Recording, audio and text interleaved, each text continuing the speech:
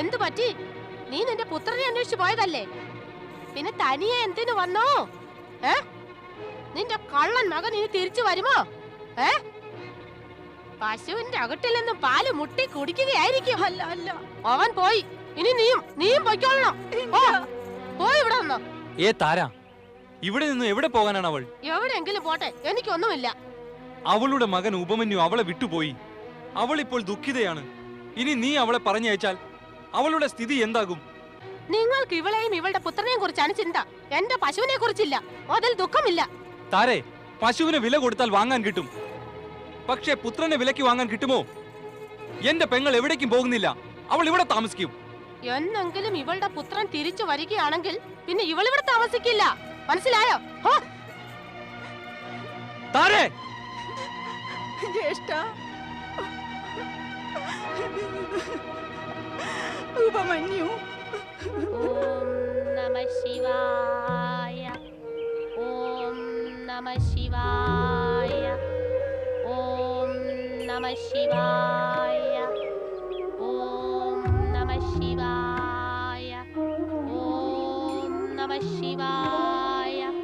ഓം നമഃ ശിവായ. ഓം നമഃ ശിവായ.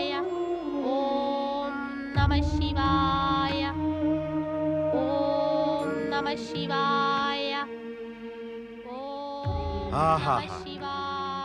ഋഷി വ്യാഘ്രപാദന്റെ പുത്രൻ ഉപമന്യു ശിവാരാധനയിൽ ലീനനാണ്. ഓം നമഃ ശിവായ. അവന്റെ ഭക്തിഭാവവും ആത്മാർത്ഥതയും കണ്ടാൽ അറിയാം അവൻ ശിവഭക്തന്മാരുടെ ഇടയിൽ അമരനാകുമെന്ന്. നാരായണ. പക്ഷെ അവന്റെ നാമത്തിന് അമരത്വം നേടാൻ ഭഗവാൻ പരമേശ്വരൻ പ്രത്യക്ഷനാകണമല്ലോ. ഒരു ചോദ്യം ഉദിക്കുന്നത് ഭഗവാൻ എന്തുകൊണ്ട് ഇതുവരെ പ്രത്യക്ഷനായില്ലെന്നതാണ്. ഇവിടെ ചോദ്യം ചോദിച്ചിട്ട് എന്ത് കാര്യം നാരദ? ചോദ്യം ചോദിക്കേണ്ടത് അവിടെയല്ലേ ഭഗവാൻ പരമേശ്വരൻ വിരാജിക്കുന്ന ഇടത്ത്. നാരായണ നാരായണ. ഓം നമഃ ശിവായ. ഓം നമഃ ശിവായ. ഓം നമഃ ശിവായ. ഓം നമഃ ശിവായ. ഓം നമഃ ശിവായ. ഓം നമഃ ശിവായ. ഓം നമഃ ശിവായ. ദേവാ, അങ്ങ് എവിടേക്കാണ് അദൃശ്യനായത്? നാരായണ നാരായണ നാരായണ. ഭഗവാൻ പരമേശ്വരൻ എവിടെ പോയി? ദേവി പാർവതി, എന്റെ പ്രണാമം സ്വീകരിച്ചുകൊണ്ട് അവിടെ എന്നോട് പറഞ്ഞാലും അങ്ങ് ഭഗവാൻ വിശ്വനാഥനെ എങ്ങോട്ട് അയച്ചു എന്ന്. നാരദ, ഞാൻ അയച്ചിട്ടാണോ അദ്ദേഹം പോകുന്നത്?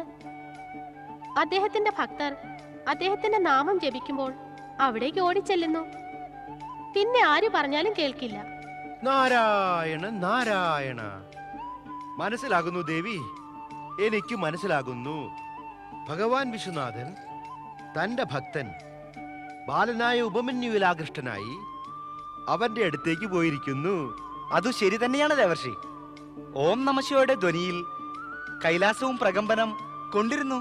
കൈലാസം മാത്രമല്ല, ഭക്തന്റെ വിളിയിൽ 3 ലോകങ്ങളും പ്രകമ്പനം കൊള്ളുന്നു നന്ദി മഹാരാജ. ഇത് നിശ്ചയമായും ബാല ഉപമന്യുവിന്റെ ഭക്തിയുടെ പ്രഭാവമാണ്. ഞാൻ ഇവിടേക്ക് വന്നത് പരമേശ്വരനെ ദർശിക്കാനായിരുന്നു. പക്ഷെ അദ്ദേഹം പോയിരിക്കുന്നു തന്റെ ഭക്തന് ദർശനം നൽകാൻ. അപ്പോൾ ഇനി എന്ത് ചെയ്യും നാരദ?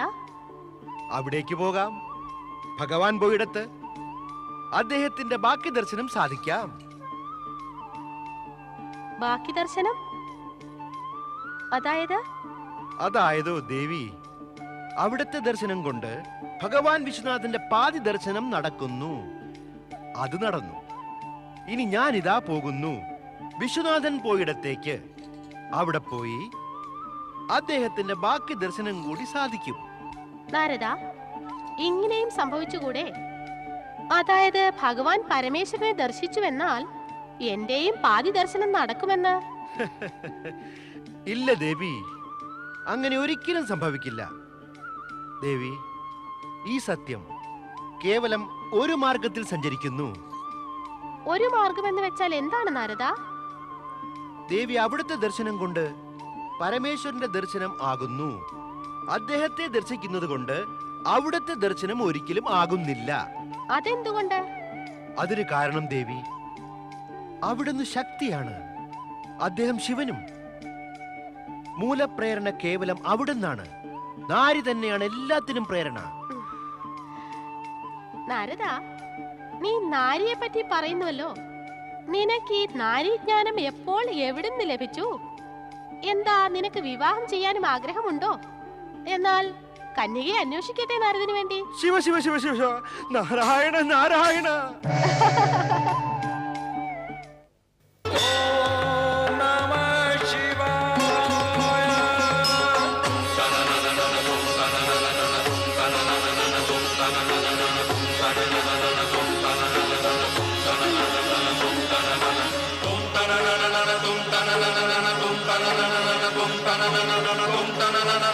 tum